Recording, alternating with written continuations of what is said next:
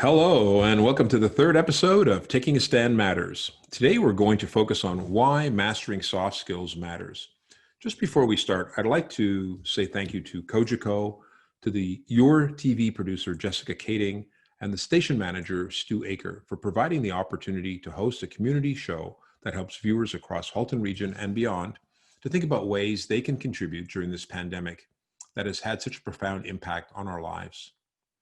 Today, we have two special guests. Our first is Asad Mecci, who has used his command of soft skills to establish an amazing career as a master hypnotist. Asad has performed for over 1.5 million people in person and is co-starring with Colin Mockery on the live show Hyprov.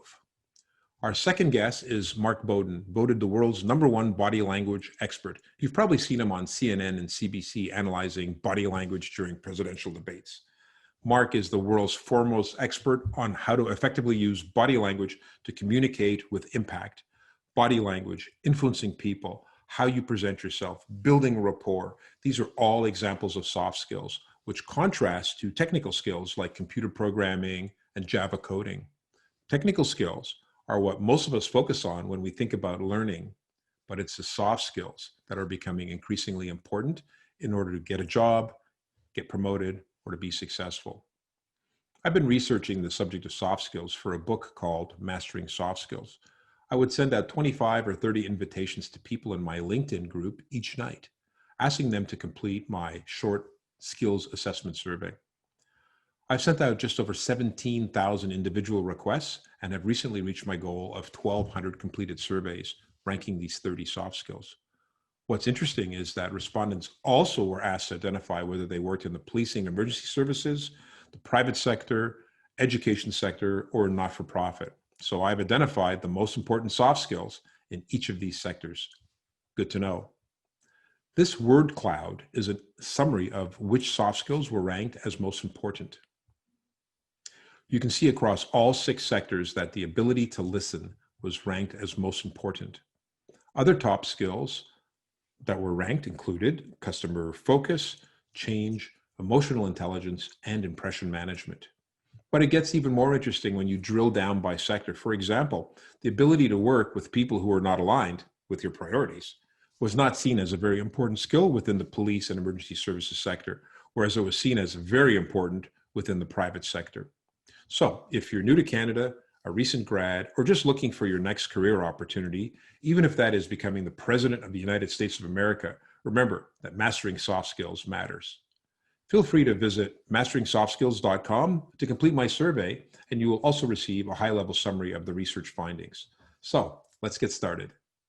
Colin Mockery, of Whose Line Is It Anyway, is starring in a hilarious new show, Hyprov, Improv Under Hypnosis, featuring master hypnotist Asad Mecci. 20 people volunteer to be hypnotized. The most susceptible remain on stage to improvise with Colin while hypnotized. Would you? Welcome, Asad. What a fantastic job you have. It's absolutely amazing. Congratulations, and thank you so much for being with us here today. Thanks for having me, Richard. I appreciate it. We're going to get right into the questions. So I was really fascinated. We did research and we learned that you had your first introduction to hypnotism when a friend of yours had a sunburn cured by a dentist. Can you talk? Is that true? Yeah, so one of my friends, Ronnie Katz, went away to Hawaii over spring break. We were at college at the time. And this hypnotist actually hypnotized Ronnie to take away the itch. Now, he was actually a practicing dentist using hypnosis in his dental practice. So he gave Ronnie the suggestion while he was under hypnosis that he had cool Calabain lotion spread throughout his body. Ronnie said like that, the irritation associated to the sunburn was gone. I was hooked and fascinated after that story. Yeah, so hypnotism is actually used in dental practices and so on now. Is that correct? Yes, painless dentistry, painless surgery. In South Florida's largest hospital, Jackson Memorial Hospital, they routinely use hypnosis as the only anesthetic for painless hand surgery. Colin Mockery from Whose Line Is It Anyway is a really, really great improvisationalist. I understand that HipProv started in 2015 when the two of you got together. How did that come about? Who had the idea of pairing hypnosis with improvisation? Well, at the time, I was touring around the globe, performing on Carnival Cruise Lines, Celebrity Cruise Lines, the Royal Caribbean. I wanted to get better at my craft, Richard, so I started taking improv courses at the Second City in Toronto. There, I realized there were some true parallels between hypnosis and improv, and I thought, you know what? Let's see if we could get the greatest improviser of our time involved with a new show pairing hypnosis and improv. I sent out a cold email through his website. Jeff Andrews, his longtime manager, reached out back to me and responded and said, I think this is a fabulous idea of pairing hypnosis and improv together. And the rest is history. We've toured around the globe. We've done Just for Laughs London, Just for Laughs Montreal, the Edinburgh Fringe Festival. We've toured the show in 40 cities across North America, including a few cities in Ontario. That's really fantastic. And I know that you have had over 1.5 million people participate in your live shows. Your website, HipProv, talks about bookings across Canada. I see Europe, and that goes into 2021. Of course, COVID has impacted all of us in so many different ways. How is this impacting your show, and what are you doing to pivot in this COVID environment? Sure. Pre-COVID, we did 40 cities across North America.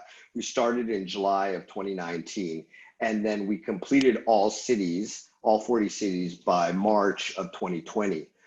COVID hit, and it's basically caused such massive disruption within the live entertainment. We had 25 shows booked and in the hopper, inclusive of going out to the UK.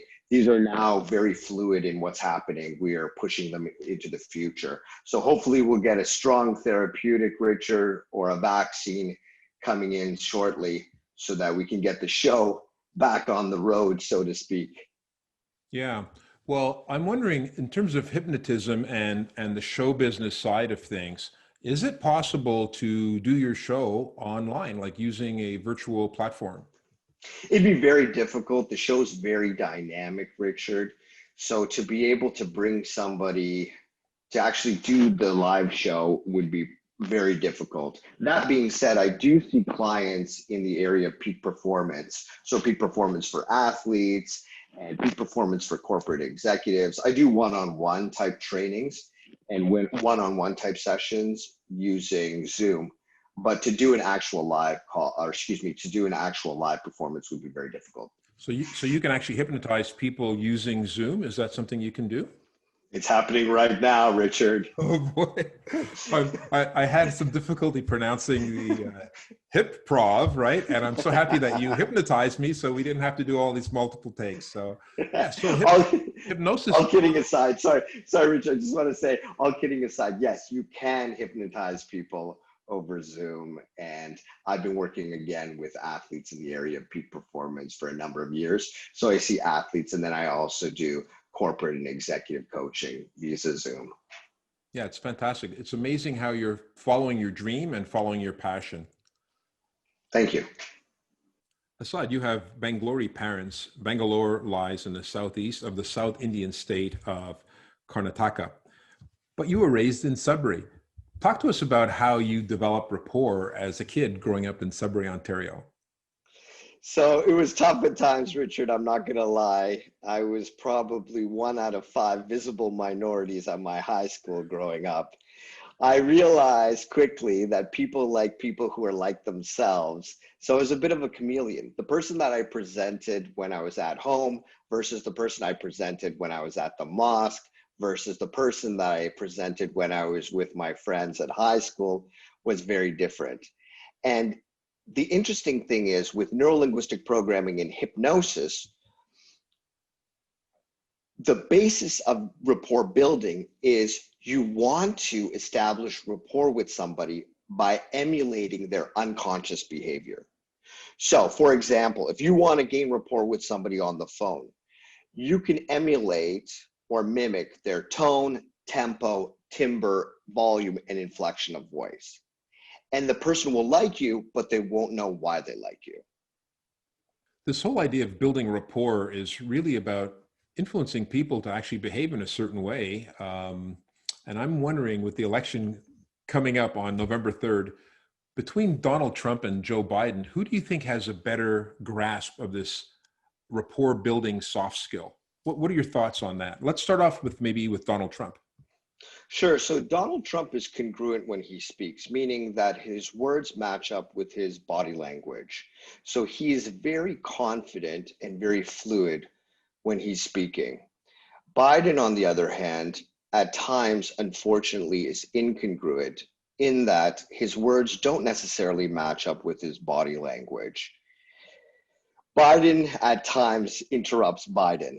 So he will not be fluid in his answers, in that he will start along a certain line of thinking and then abruptly change his thinking pattern and drop that point and go off on a tangent. Trump, on the other hand, is very fluid. He speaks in sound bites. He's honed his skills as a celebrity and doing all kinds of interviews in the world of reality television. He really understands how to gain rapport with his base.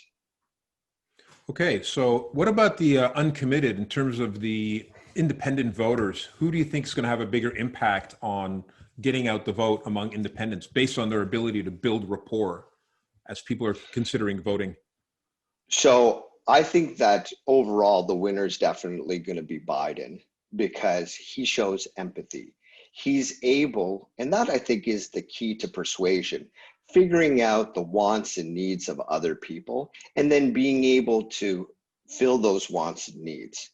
I don't think Trump has the ability to be empathetic because he was born with a silver spoon in his mouth and can't connect as well with the American public and the middle class, whereas Biden definitely can. At times during the debate, he even looked directly into the camera, Richard, and addressed the American people and was very empathetic. And I think the American people understood that he could see it from their position. I think where Trump falls flat is empathy, and Biden, his strength is empathy. And I think Biden's going to take the election tomorrow. So you think Biden would be a better hypnotist then? Absolutely. Okay. Well, Asad, you're an inspiration. You've done so much, an amazing job. You followed your dream. All started off with your friend and a dentist. You've thrilled audiences on Entertainment Tonight, MTV, BBC, Sirius, Maxim, Home and Garden Television, YTV. You've been in New York Times, Times of London, Guardian, Huffington Post, and so much. And now, we can add Taking a Stand Matters on that very long, impressive list. So thank you very much. Really appreciate you being here with us. And I hope you have enjoy the election, and hopefully everybody comes together once they decide who's going to be taking charge. And we wish all the best to our friends and family south of the border. Take care, Asad. Thank you so much for having me, Richard. Appreciate it. Our next guest is president of TruthPlane, body language guru Mark Bowden. Mark is a world-renowned body language thought leader and founder of TruthPlane, communication training company ranked in the world's top 10. Mark's cutting-edge system of nonverbal communication techniques helps clients become more confident, collaborative, and credible in their communication. Voted Global Guru's #1 body language professional, Mark trains individuals, teams, CEOs of Fortune 500 companies, and prime ministers of G7 powers, including our very own Stephen Harper.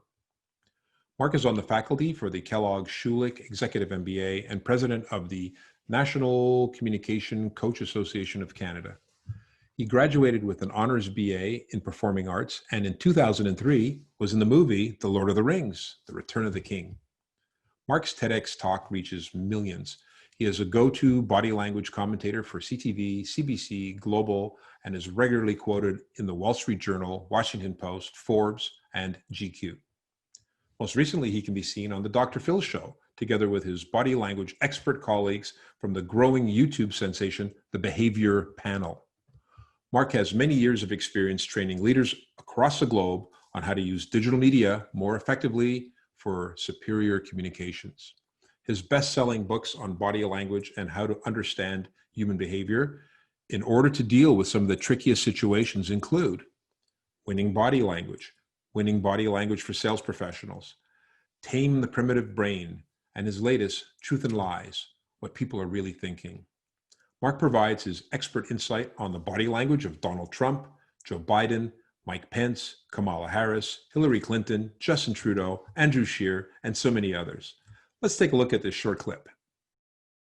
He panicked. So there's a look for approval right at the start from Biden, where his eyebrows go up, but now he's gone into that evangelistic mode again, but now he's symmetrical, and then he uses that word smart, and of course, that's a key word for Trump. So he's using one of the words that Trump likes to use, smart, smartest, and so really not a great idea to tread on the vocabulary because it's an easy one for Trump to pick up. And a lot more are going to die unless he gets a lot smarter, a lot quicker. So, Mr. President? did you use the word smart? So you said you went to Delaware State, but you forgot the name of your college. You didn't go to Delaware State. You graduated either the lowest or almost the lowest in your class. Don't ever use the word smart with me. Don't ever use that word. So good start there, softer voice, evangelistic mode, right down the camera, but then tripped up a little bit by using one of Trump's key words, which instant he jumps on. Let me just quickly. Wow, that was fantastic. And we have the election coming up on November 3rd, Mark. It's going to be amazing. I think everybody's watching with bated breath to see what happens. So welcome, Mark Bowden, and congrats on the huge success of your YouTube show, The Behavior Panel. Thank you so much for joining us. Oh, thanks for having me here, Richard. It's a great pleasure, great thrill. Thanks. Yeah, so we'll get right into the questions. First question is, how did you become focused on this whole topic of body language? Yeah, so it goes back quite a while. When I was a kid, I was really obsessed with being in rock pools and being in the sea because I really loved aquatic life and aquatic movement. I loved watching the Jacques Cousteau show back in the 1970s and that, you know, that water and that movement. And so I was obsessed by that. I then got really good at visual art. I'm dyslexic, and so words are not so good for me, though I have written 4 books, but it's really hard work doing that. And I need a lot of help around that. But I was really good at creating visual images and also reading visual images and manipulating images. So further on down the road, I got into fine arts and especially theater arts, visual arts, film, TV, and I started working in that area, and I got really specialized in movement and visual art. And so how do moving pictures influence and persuade people? Well, I got really obsessed with this. I did a whole bunch of theater across the world, not only performing in it, but directing it, producing it, writing it, film and TV as well, some quite popular and famous film and TV and theater. And then politicians, people in politics came to me and said, this stuff you do with influencing in people's behavior, can you do that with politicians? Could you work with politicians to influence and persuade how voters feel about them? And I said, well, yeah, I don't see why not. I mean, I've been influencing, persuading mass audiences with the visuals that I've been creating. Why not? So, around, I would say into the 2000s, I was working with politicians, late 90s, 2000s. And then I got into how you help businesses, again, get their message across around that. So I was now working with Fortune 500 CEOs, as well as G7 prime ministers. Including and so Stephen Harper. Opened up. Sorry, say that again? Including Stephen Harper. Including Stephen Harper, yeah, including Stephen Harper, a bunch of others as well, in different countries, anything from people who were running for mayor to people who were trying to be the prime minister of a G7, country. So that's been my life, is how do you use nonverbal communication, your body language, on purpose to stand out, to win trust, to gain credibility every time you communicate? What can you do on purpose to influence and persuade people? And it all comes from being obsessed with water, really, and how that moves. I mean, it's an amazing thing. Everything moves, Richard. Everything in the universe moves. Some of it moves on purpose. Some of it doesn't move on purpose. I'm about trying to help people to move on purpose. It's amazing how you communicate, Mark. You are very fluid, and you're aligned, and you know what? I just realized you're like water. Yeah. Well, you know, water is one of the things I can be like. You know, you can be more like fire if you like, you know, sort of more kind of flame-like, more kind of aggressive, more jagged. You know, sometimes you could move a little bit more like air. You know, there's all these elements around us that move in certain ways. And those metaphors and those things that we see in real life, we move like those. We copy the environment around us to work out how we're going to move. Fantastic. Mark, there's so much interest in what you do, including from military, Secret Service. I know that you started a program on YouTube, the Behavior Panel, and you had an amazing 100,000 people sign up in less than 2 months. I know the other experts there are Chase Hughes, Greg Hartley, and Scott Rouse. Why do you think there's so much interest in this soft skill called body language? Yeah, so I think it's because people know that they get judged, and they know that they judge others, and they know that they get judged and judged others mainly on their nonverbal behavior, their body language. And so all of us want to know, how could we better judge, more accurately judge what people might be thinking, feeling, and intending, especially when we might be around characters who we worry might be dangerous for us, or we don't quite know they could be dangerous for us. Like, how do we better judge who we've got around us? But also there's that piece of, how do I get better judged as a human being so people will connect with me better? Now, I also think with the behavior panel, what people are really interested in is 4 guys not arguing with each other and getting along. I mean, that's been one of the amazing things with the behavior panel is people go, we just love it that you get on and you have a conversation and you can disagree and it not be argumentative. So there is that piece as well, Richard. Yeah, well, I think we need more of that on our media these days. There's so much of the opposite of that, and people are getting maybe fatigued. Yeah, I think you're right. I think you're absolutely right that people are longing for, you know, people getting on, connecting, and kind of a more peaceful attitude around, you know, some of the things that we talk about right now. You have a powerful video on YouTube. It's called Tips for Presenting Virtually. We're going to have it in our show notes at takingastandmatters.com. But Mark, tell me, why are you so passionate about helping others develop their soft skills? Yeah, I think the reason is because everything can be learned. There is no God of communication that points their finger at you and says, you will be good at communicating with other human beings. And unfortunately, you over there, you're not going to be so good at it. Great communication is a learned skill. It can be learned, and everything can be learned. I'm sure for you, Richard, you can remember all the people who were good communicators who you've modeled yourself on. And some of them you've probably gone up to and gone, hey, how are you doing that? Like, that's really good what you're doing there. And they've maybe been able to tell you, here's what I'm doing. And some have gone, yeah, I don't know what I'm doing. But all of us who are any good at this know we've learned that behavior. We often don't know how we learned it or who we learned it from. Some of us have gone and, you know, sought people to train us, to teach us. And then some of us are trainers and teachers in this, which is somebody like me. Great communication is not a natural skill. It's a learned behavior. Anybody can learn it. Just find somebody to model yourself on who you like, or find a great teacher to help you with it.